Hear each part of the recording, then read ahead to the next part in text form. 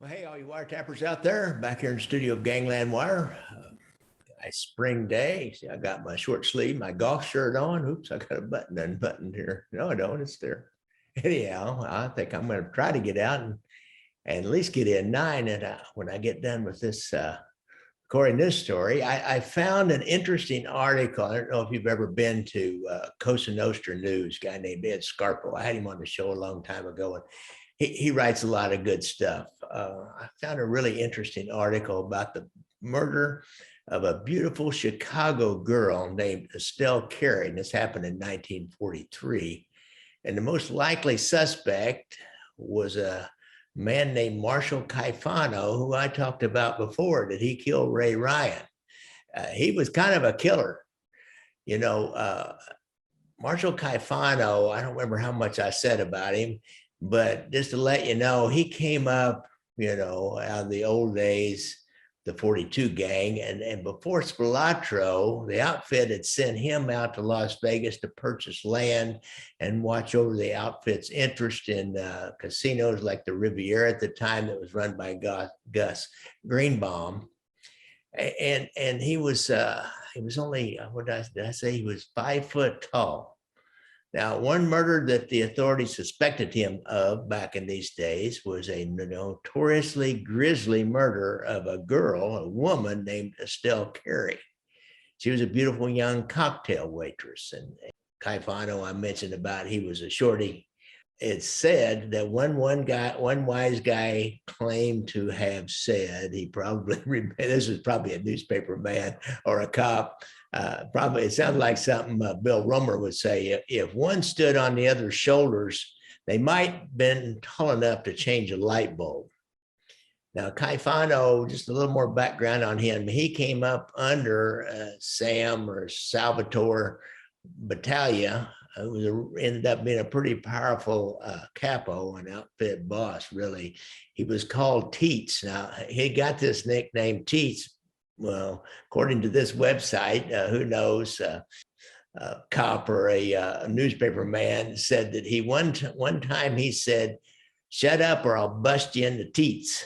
So these guys all graduated out of the 42 gang. Teets Battaglia had a crew, and kind of started off, they found cases of whiskey that had fallen off a truck. This was after Prohibition was over.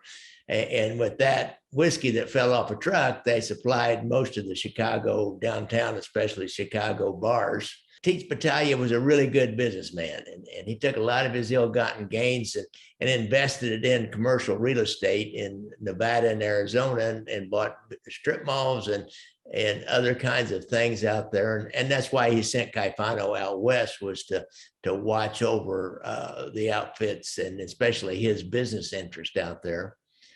There's a mob historian named John William Toohey, and he had once noted that this Battaglia crew made so much money that the entire gang were regular attendants at stockholders meetings at a giant food conglomerate. The company salesman for this company called Twin Foods identified 4 of Battaglia's crew as paid salesmen for this company. So they really infiltrated this huge, I think it was a publicly traded company. During the 1940s, the outfit started extorting money from motion picture chains and eventually victimized Hollywood production companies.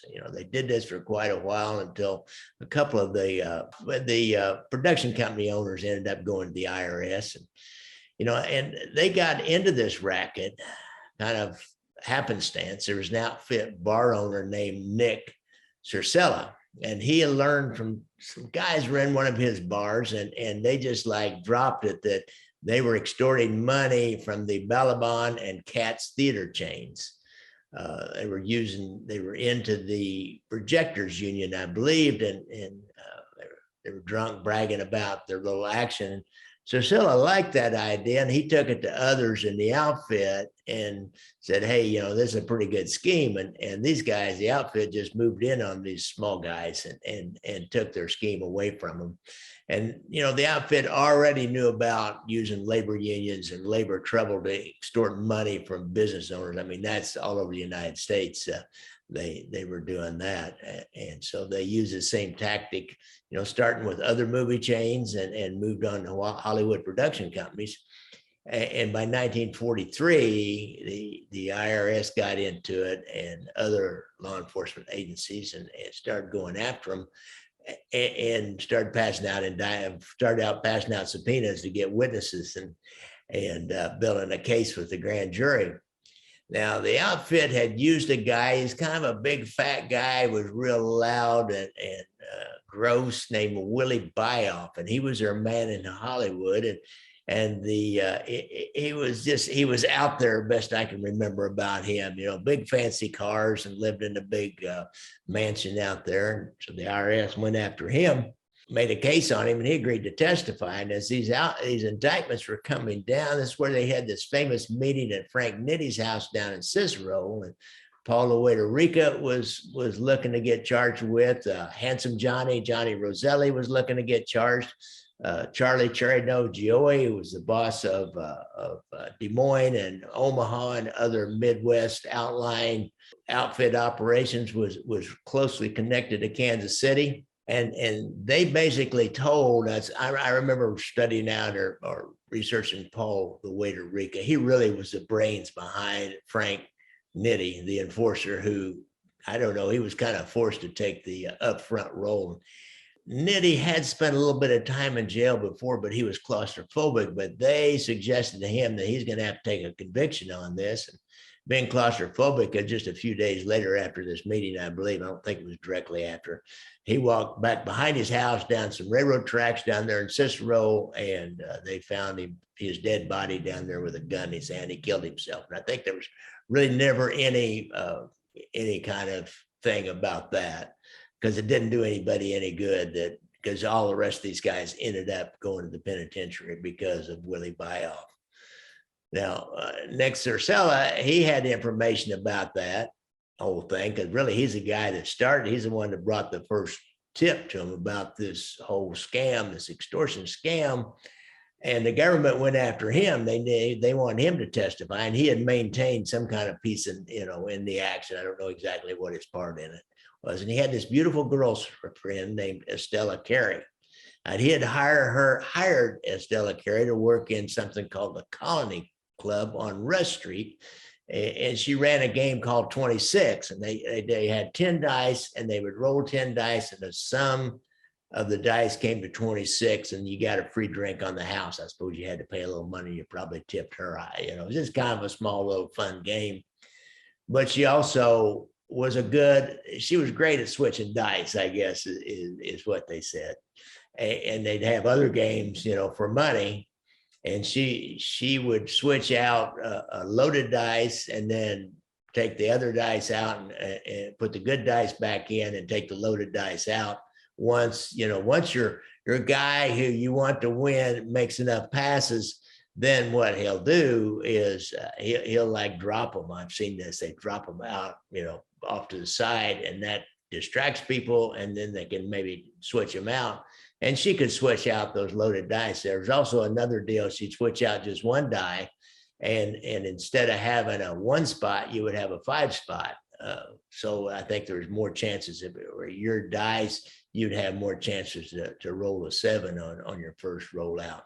I'm not sure. I'm not very good with those odds and keeping those numbers in my head. But as a result of this, and being this Circella's girlfriend who had a lot of money, from his out of the Hollywood scam, and he might have been skimming a little for himself. That's one theory here. But she had a really expensive downtown apartment in Chicago and kept a lot of furs and jewelry in there. So the IRS is pressing the case, and they're searching for Circella. They want him as a material witness. This Carey dyes her red hair black, and she lays so with Circella. And finally, the feds pinched him and were holding him as a material witness for the Hollywood extortion case. Carey continued to lay low, and she moved in with a roommate named Maxine Buroff. And on February the 2nd, 1943, her roommate went to work one night, and she admitted someone she knew into the building. And shortly after, neighbors will smell smoke burning in the building, and the fire department will come, and they find a fire inside. And they also find a very gruesome scene. They found Estelle Carey tied to a chair, and they poured some kind of accelerant, kerosene or gasoline or something, probably kerosene, gasoline, it burns so fast, on her body, and it was burning, and she was dead already. And later on, when the medical examiner takes a look at her, they'll find that she's been stabbed numerous times with an ice pick, kind of as if they were torturing her for information. Well, because of her connections, the cops first suspected the mob hit, but they really didn't have any idea why the outfit cared about her. And the newspapers and other law enforcement people had a lot of different theories. One of them was that she had told on Circella. She had ratted out Circella to the IRS where he'd been hiding and when he was arrested and held as a material witness. I'm not too sure about that theory. Another one was that the outfit knew that Circella and Carey were getting money being skimmed from the Hollywood Extortion money, and this was just a payback for her. It seemed like a long ways to go to pay back this woman when she wouldn't really have the access to skim the money. She would have taken advantage of the skim money, but she wouldn't have the access to skim. I'm not sure if I buy that one. But the last one, to me, the most logical is that they wanted to dissuade Mr. Circella from Nick Circella from ever testifying against the outfit in this case. Or, the last theory, of course, this could have just been a random crime. Somebody knocked on her door, she opened it up, some nutcase, and he goes in there and he ties her up and stabs her a bunch of times with an ice pick and lets her go, and then sets her on fire. I don't know. But later on, that's the most logical, that Nick was going to testify, because a prosecutor would say as soon as Carey was killed, that was the end of it. Circella, he ended up taking a case. Now, Willie Bioff reacted with rage. It said that he said, while we do the time, they kill our families. So, I don't know. Circella will do some time. Willie Bioff will testify, but he'll be killed in, I think, 1955. He's living in Arizona, and he's really living a high-profile life. He's actually working back in Las Vegas with Gus Greenbaum. He knows Barry Goldwater, and he's getting in the newspapers, getting his picture in the newspapers.